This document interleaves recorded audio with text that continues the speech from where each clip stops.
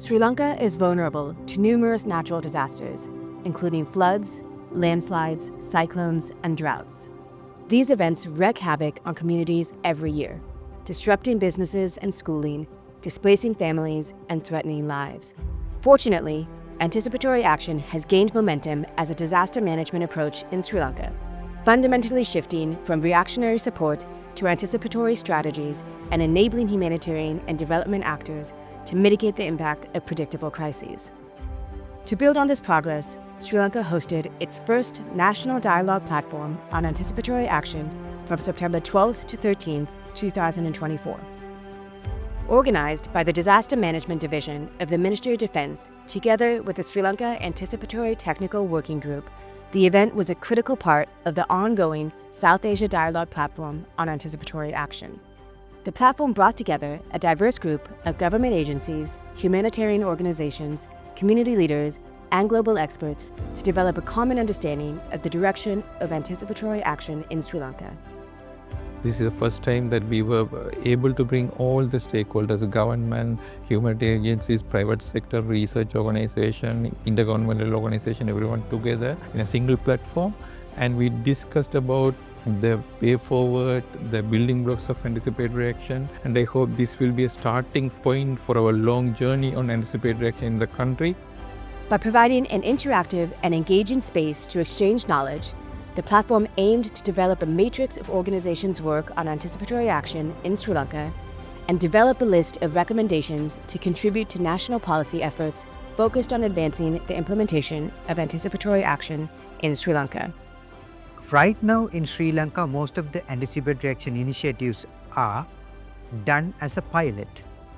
Therefore, if you want to go to a permanent type of anticipatory action project, you need to have a lot of advocacy efforts. Therefore, this type of platforms will help technical group to do the advocacy initiative. I guess this anticipatory action dialogue platform will take Sri Lanka into a different level. Key takeaways of the dialogue platform include the importance of establishing a structured anticipatory action framework for Sri Lanka that is embedded in national disaster risk management policies, cross-sector collaboration, and stakeholder coordination to reach beneficiaries, leverage technology, and protect lives and livelihoods, and enhancing programmatic and policy support for accessing additional financing.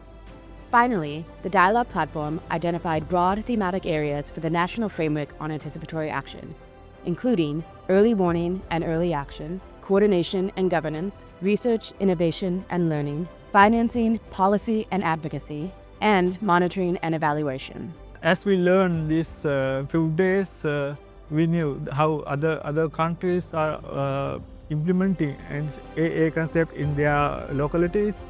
And I hope that as Sri Lanka, we need to consider the developing national level protocols and implementation procedures.